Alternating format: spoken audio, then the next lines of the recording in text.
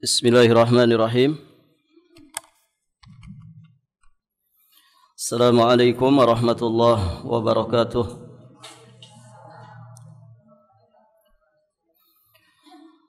Alhamdulillah alladzi arsala rasulahu bil huda wa dinil haqq liyudhhirahu 'ala dini kullih wa kafa billahi shahida. Asyhadu an la ilaha illallah wahdahu rabbi la syarika lah wa asyhadu anna Muhammadan abduhu wa rasuluh, amma ba'd. Allahumma inna nas'aluka ilman nafi'an wa rizqan tayyiban wa amalan mutaqabbala. Allahumma 'allimna ma yanfa'una wanfa'na bima 'allamtana wa zidna ilman. Para hadirin, akhwat wa ummahat fillah, rahimani wa rahimakumullahu jami'an. Alhamdulillah, kita bersyukur kepada Allah Subhanahu wa taala. Pada hari ini kita sudah masuk di tanggal 5 Muharram 1447 Hijriah, bertepatan dengan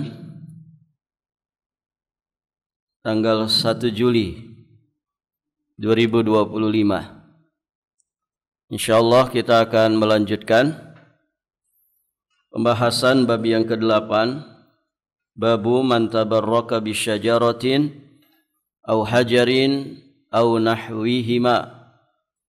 Bab tentang tabarruk dengan pohon, batu atau yang semacamnya. Baik, ibu-ibu yang dirahmati Allah, mukaddimah dari pembahasan ini sudah kita bahas. Kita sudah menjelaskan tentang makna dari tabarruk, kemudian macam-macam tabarruk, ada yang syar'i dan ada yang tidak syar'i alias diharamkan.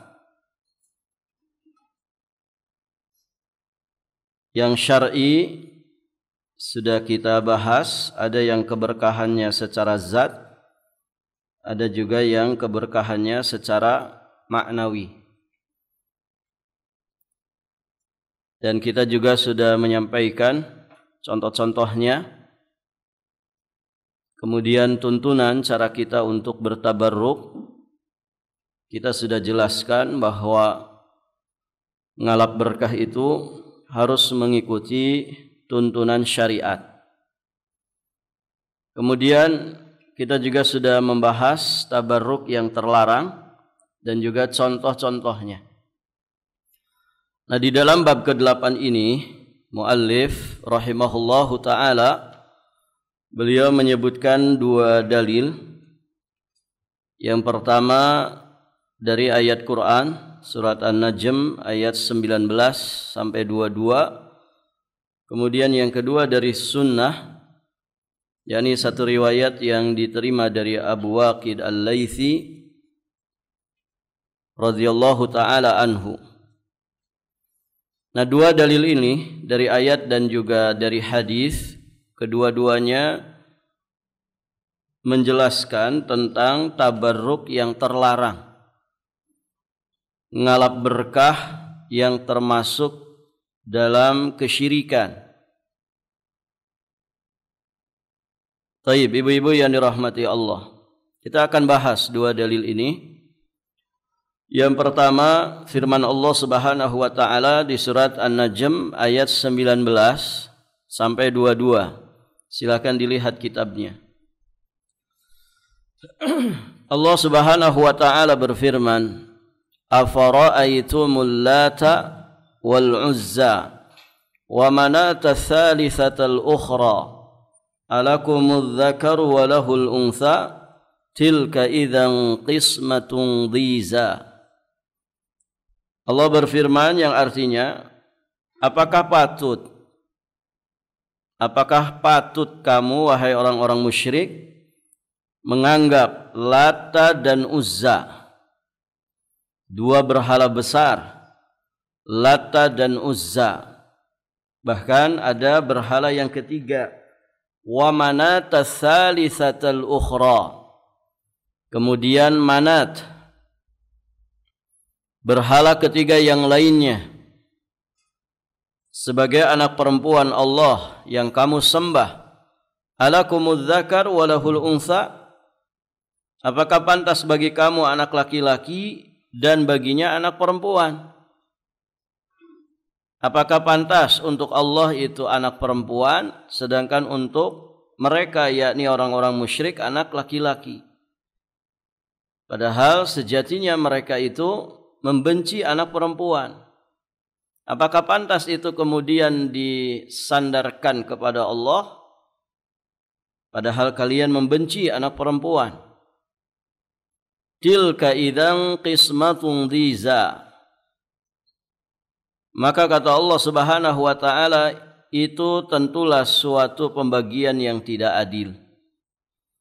Baik, ibu-ibu yang dirahmati Allah,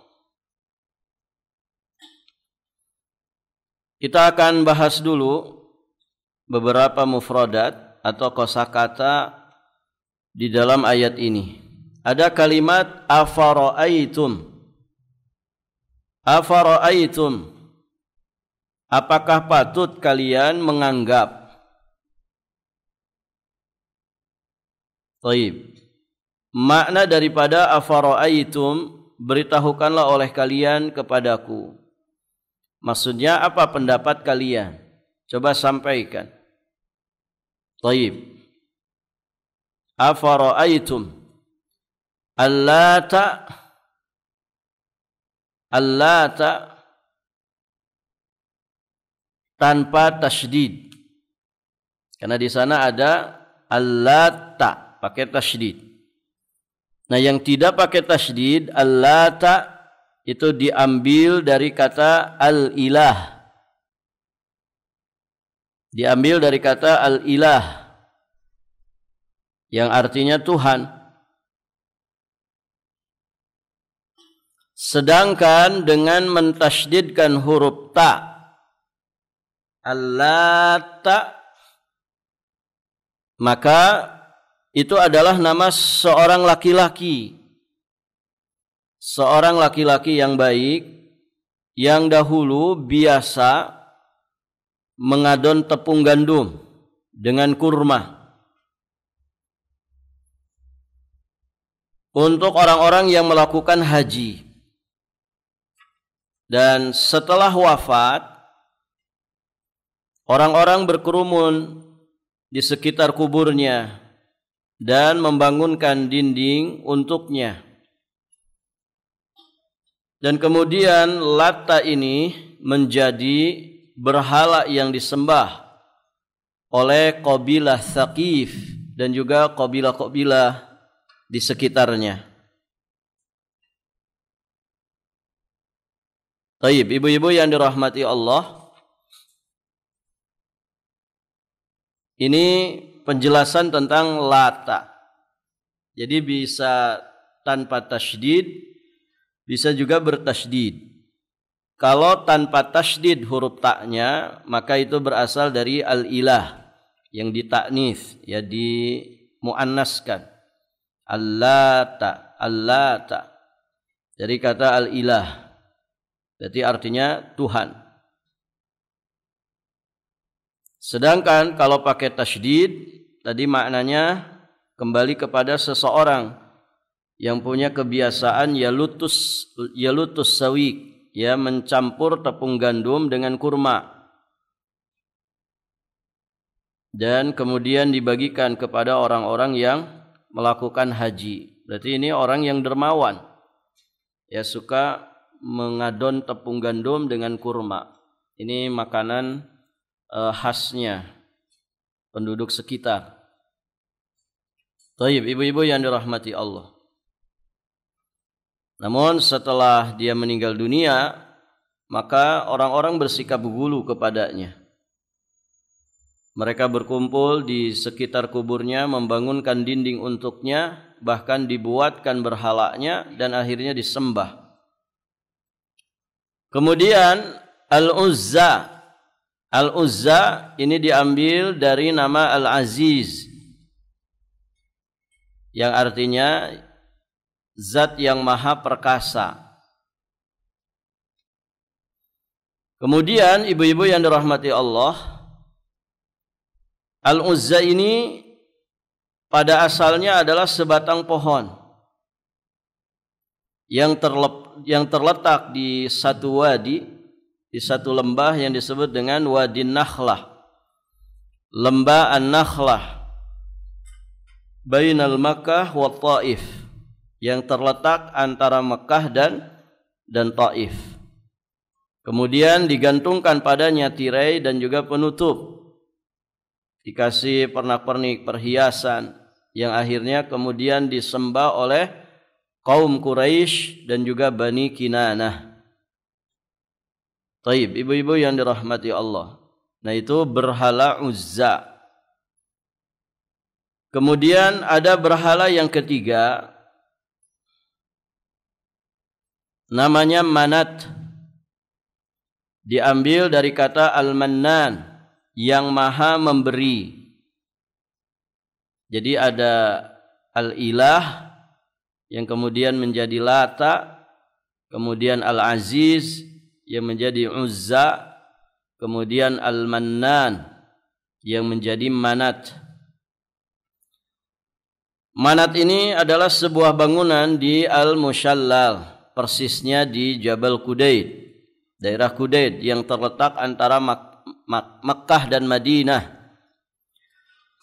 Berhala ini disembah oleh kabilah Khuza'ah, Aus dan juga Khazraj. Dan mereka juga memulai ihram atau ihlal untuk haji dari tempat ini, dari tempat berhala ini. Taib, ibu-ibu yang dirahmati Allah.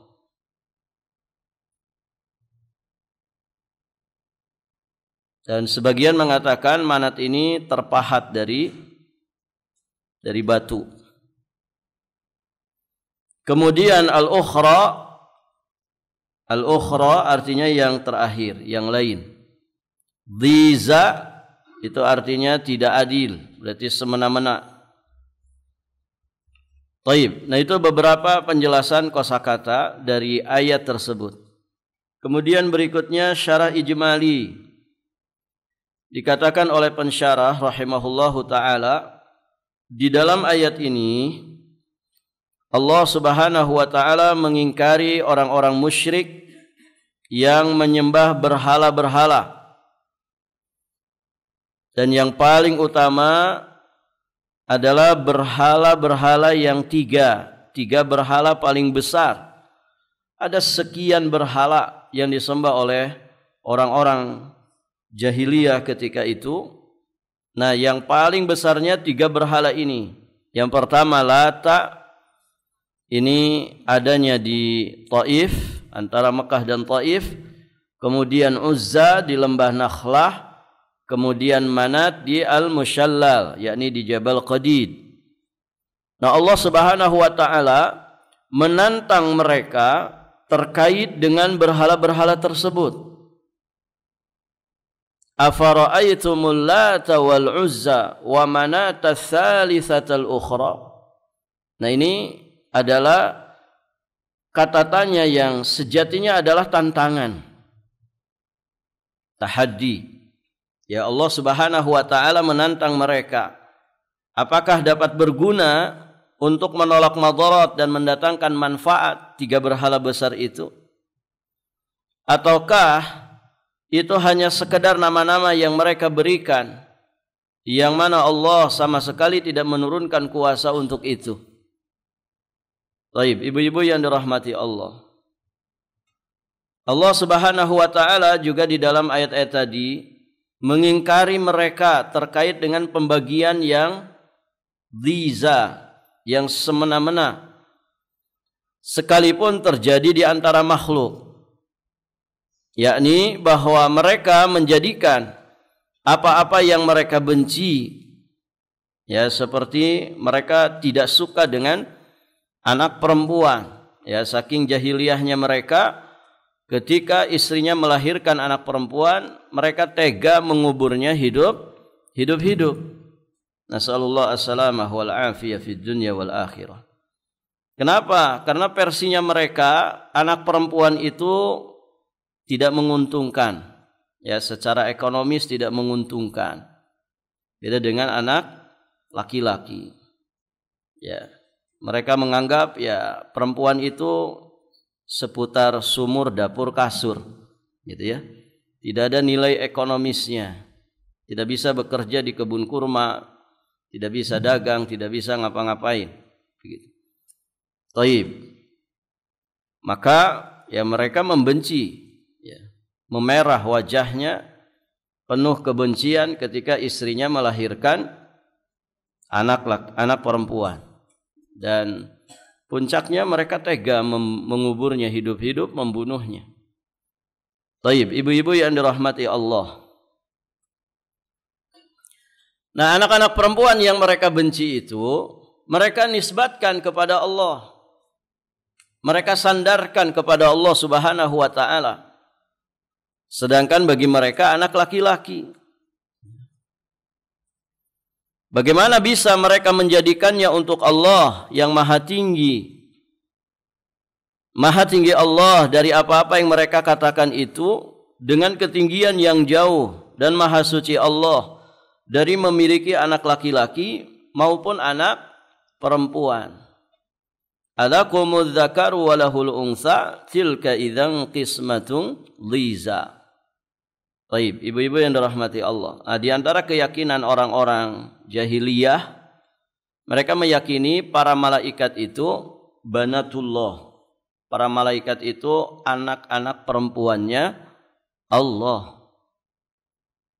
Padahal Allah itu Al-Ahad, Maha Esa, Maha Tunggal, lam yalid walam yulad, tidak beranak dan tidak diperanakan. Karena ini bertentangan dengan sifat ketuhanan. Tuhan itu ya harus berdiri sendiri. Tuhan itu harus tidak membutuhkan siapapun. Ya, kalau orang itu punya anak atau orang itu anak dari orang tua tertentu, berarti ada sifat saling membutuhkan. Ya kan Ibu? Orang tua butuh enggak sama anak? Butuh. Butuh kebaikannya, butuh kesolehannya, butuh doanya. Ya kan? Butuh bantuannya, pertolongannya, pembelaannya. Anak juga butuh kepada orang tua. Saling membutuhkan. Nah, berarti ini sifat naqs. Maka tidak layak itu disandang oleh sesuatu yang dituhankan. Maka Allah menyatakan dengan tegas, lam yalid walam yulad walam yakul lahu kufuwan ahad. Baik, ibu-ibu yang dirahmati Allah. Kemudian ringkasan faidah yang bisa kita ambil dari ayat-ayat tersebut. Pertama, wajib mengingkari kemungkaran. Lebih-lebih kemungkaran terbesar yang namanya kesyirikan. Baik berkaitan dengan kesyirikan hati, kesyirikan lisan, juga kesyirikan amal perbuatan. Kemudian pelajaran kedua, batilnya penyembahan kepada berhala-berhala. Jelas ya? Apakah berhala itu terbuat dari pohon? Apakah berhala itu terbuat dari batu? Atau mungkin zaman sekarang misalkan berhalanya terbuat dari seng, dari besi, ya, dari tembaga, bahkan dari perak, dari emas. Siapapun itu, semua berhala itu merupakan kebatilan. Peribadatan kepada berhala juga merupakan kebatilan. Kemudian pelajaran berikutnya, wajib menyucikan Allah Subhanahu wa ta'ala dari memiliki anak laki-laki dan anak perempuan. Karena Allah itu lam yalid walam yulad.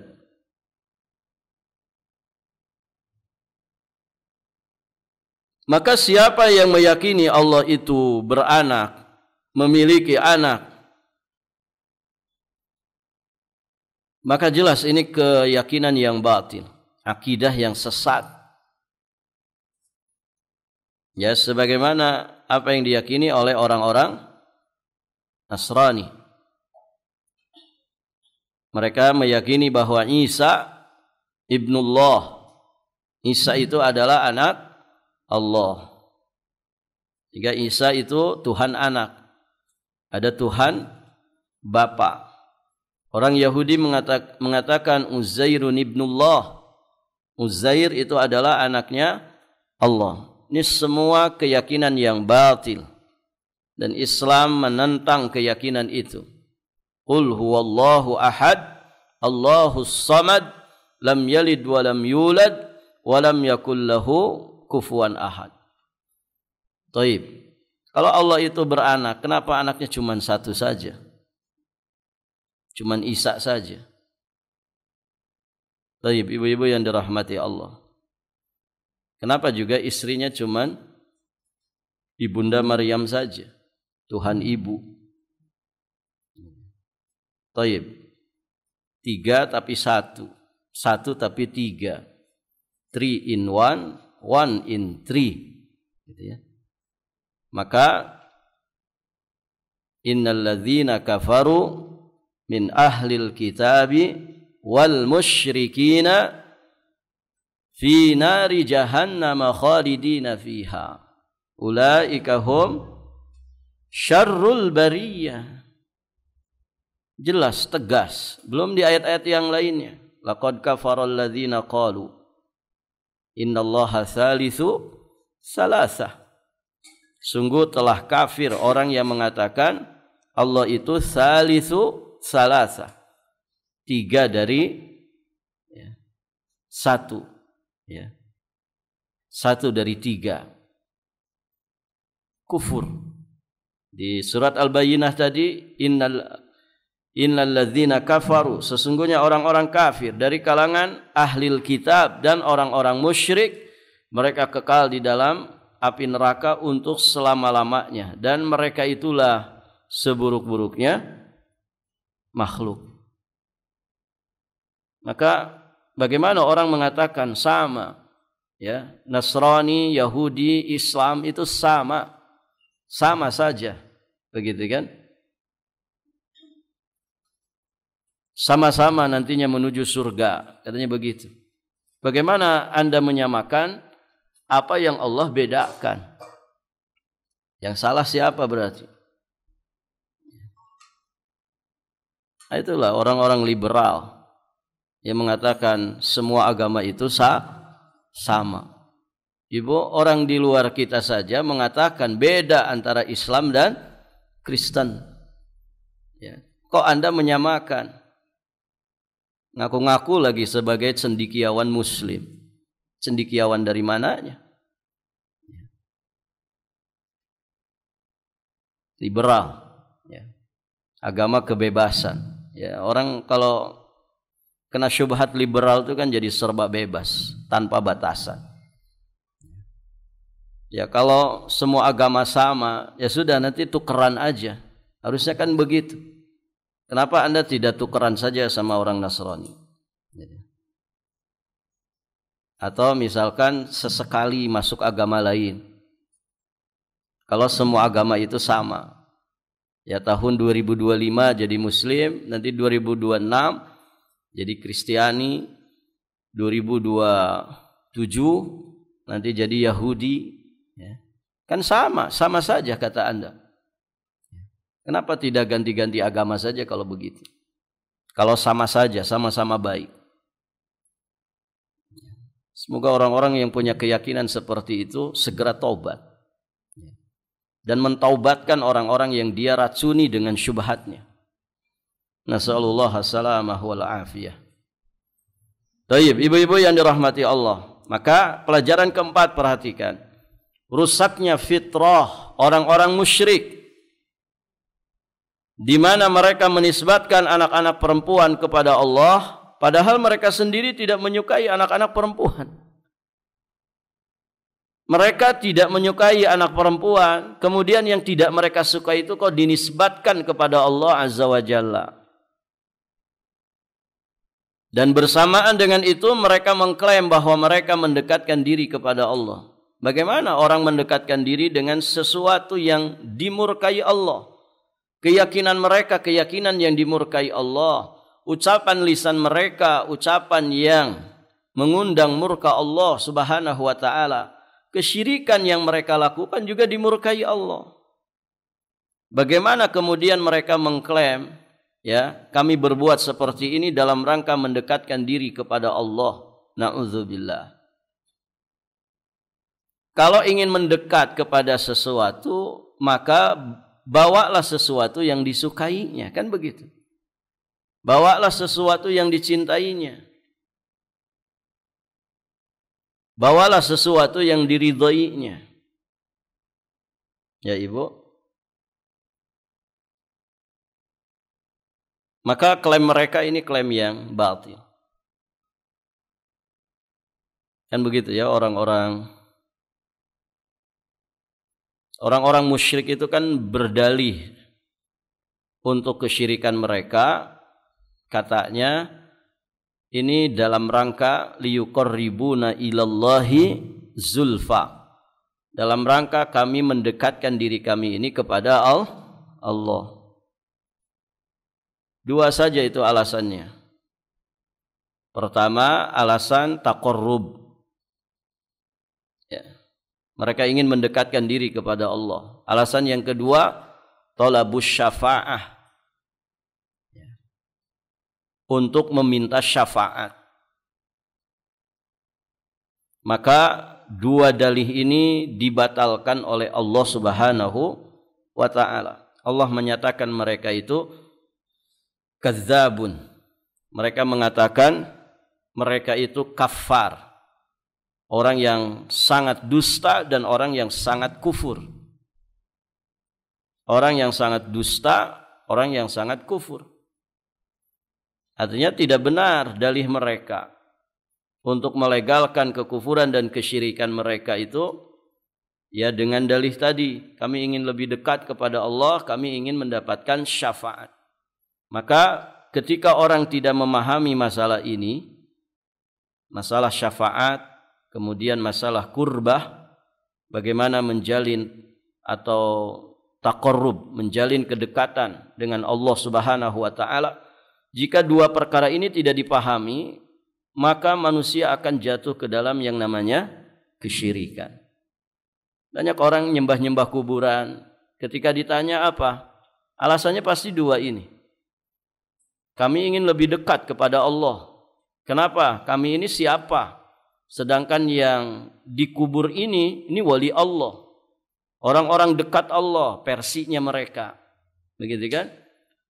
Maka kalau kita langsung kepada Allah, malu kita ini. Kita ini para pendosa, orang-orang enggak jelas. Kalau mereka ini orang-orang jelas, makanya kami minta kepada mereka, sampaikan hajat kami kepada Allah, dekatkan kami kepada Allah. Itu alasan pertama. Alasan kedua, talabus syafa'ah. Kami ingin dapat syafaat mereka. Padahal ibu yang dirahmati Allah, kita disuruh mendekat langsung kepada Allah. Dengan cara apa? Dengan cara iman dan amal saleh yang telah diajarkan oleh Allah dan Rasulnya. Bukan dengan cara-cara kesyirikan. Nyembah-nyembah kuburan. Tayyib. Jadi kalau ingin dekat kepada Allah, maka dengan cara-cara yang diridhoi Allah. Kalau kita ingin syafaat, mintanya kepada Allah. Karena syafaat itu milik Allah. Kullillahi syafa'atu jami'ah. Katakanlah syafaat itu semuanya milik Allah. Maka mintanya kepada Allah. Bukan kepada orang yang sudah mati. Mintanya kepada Allah. Nah berkah juga demikian. Tabarakalladzi biyadihil mulk. Yang memiliki keberkahan itu hanyalah Allah. Kalau ada sesuatu secara zat, secara makna, dia diberkahi, maka sumber berkahnya itu datang dari Allah. maka minta berkahnya kepada Allah. Begitu. Bisa dipahami Ibu? Maka alasan orang-orang musyrik ini alasan-alasan yang kufur, alasan-alasan yang dusta. Ya, intinya mereka berdalih, bukan sedang berdalil. Baik, ibu-ibu yang dirahmati Allah. Kita lanjutkan. Hubungan ayat dengan judul bab. Judul babnya tadi tabarruk, ngalap berkah dari pohon, batu, atau yang semacamnya. Kaitan ayat ini dengan judul bab jelas dari sisi bahwa ayat ini menunjukkan ibadah atau penyembahan musyrikin terhadap berhala-berhala tersebut itu memiliki tujuan. Apa tujuannya? Dalam rangka mencari manfaat dan menolak madarat. Dengan bahasa lain, mereka melakukan itu tabarrukan. Dalam rangka ngalap berkah. Isi dari keberkahan itu berlimpahnya manfaat atau kebaikan dan terhindarnya dari madarat. Kan begitu? Maka setiap orang yang ngalap berkah kepada pohon, karena tadi ya Uzza itu terbuat dari pohon yang dipahat. Manat itu dari batu yang dipahat. Maka siapapun yang ngalap berkah kepada pohon, kuburan, batu, atau yang lainnya dengan tujuan mendapatkan manfaat atau menolak madarat, maka berarti dia telah sama dengan orang-orang musyrikin dalam kesyirikan mereka. Ini hukumnya syirkun akbar. Ya, lihat di footnote dari judul bab kita ini. Tabarruk dengan batu, dengan pohon, dengan apapun itu, maka ini termasuk syirkun akbar. Karena hatinya telah bergantung kepada selain Allah di dalam mencari berkah. Berkah itu milik Allah. Yang kuasa memberkahi sesuatu itu Allah. Maka minta berkah adalah kepada Allah. Dan begitu. Minta berkah kepada Allah. Bukan kepada makhluk. Bukan kepada pohon, bukan kepada batu. Kemudian di sini ada catatan penting. Menurut satu pandangan tentang Latta,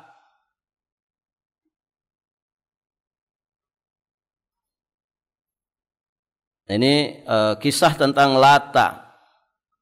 Tadi ya, kalau pakai tasydid itu jadi Latta. Dari kata yalutu, Latta yalutu as-sawiq, artinya ngadon, mengadon, bikin satu makanan, jenis makanan antara gandum dan kurma, diadon, diolah, kemudian disuguhkan kepada para jemaah haji. Ketika orang ini wafat, berarti kan ini orang dermawan ibu ya, orang seneng gak sama orang dermawan?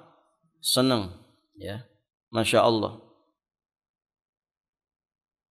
Taib, orang mah tangan kosong, dia mah suka bawa-bawaan, apapun dibawa. Selesai pengajian dibagikan. Senang nggak kalau ada ibu-ibu modelnya begitu bu?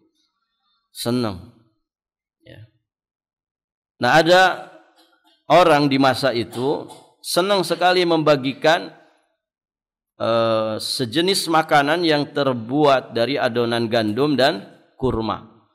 Itu sampai sekarang ada ibu ya. Saya lupa namanya ya, sawika atau namanya apa. Dan itu enak sekali. Ya. Jadi kurma yang sudah matang itu dibuangin bijinya, nanti ditumbuk, dihaluskan. Itu manual saja biasanya pakai tangan. Nah, nanti dikasih apa iki? Dikasih tepung gandum. Dikasih tepung gandum. ya, diadon, dicampur, nanti bisa dikasih madu. Ya, campur madu, ya, bisa juga dikasih wijen, campur wijen, biji wijen itu Ibu. Nah, nanti dihidangkan, ya, disimpan di satu tempat, nanti dihidangkan. Nah, itu makanan khas mereka. Nah, dibagi-bagi ke siapa? Dibagi-bagi ke orang yang beribadah di sekitar Ka'bah. Ya, tentu akhirnya dikenal dan orang mengenal kebaikannya. Maka ketika wafat, barakallahu fikum, ya, orang-orang sering berkumpul di kuburannya. Ya, akhirnya untuk mengenangnya dibuatkanlah berhalanya, dipahat batu, ya, untuk kemudian dijadikan berhala. Ya, dinamakanlah berhala itu Lata, sebagaimana kebaikan yang melekat pada orang ini. Ya, Sukayya lutus sawik, dia ngadon tepung dan tepung gandum dan kurma untuk dibagikan ke jemaah haji. Barakallahu fikum. Pendapat lain mengatakan bahwa Lata hanyalah sebongkah batu yang diukir, dipahat. Berarti kan ada dua sejarah begitu ya, ada dua pendapat di sini. Maka menggabungkan di antara kedua pandangan ini adalah bahwa batu tersebut itu dekat berada dengan kubur dari Lata ini yang suka mengadon tepung gandum dengan kurma ini, sehingga menyatulah dalam satu bangunan. Dan akhirnya menjadi satu berhala yang disembah. Jadi sudah menjadi satu paket begitu ya. Ada batu di situ yang dipahat menjadi berhala yang ternyata letaknya itu dekat kuburan. Orang yang dermawan dulunya suka membagi-bagikan sawi ke orang-orang yang beribadah di sekitar Ka'bah. Barakallahu fikum. Baik, ibu-ibu yang dirahmati Allah. Ada satu hadis lagi. Ini kalau kita bahas tidak akan cukup waktunya. Insyaallah satu hadis lagi kita bahas di kesempatan berikutnya biidznillah taala.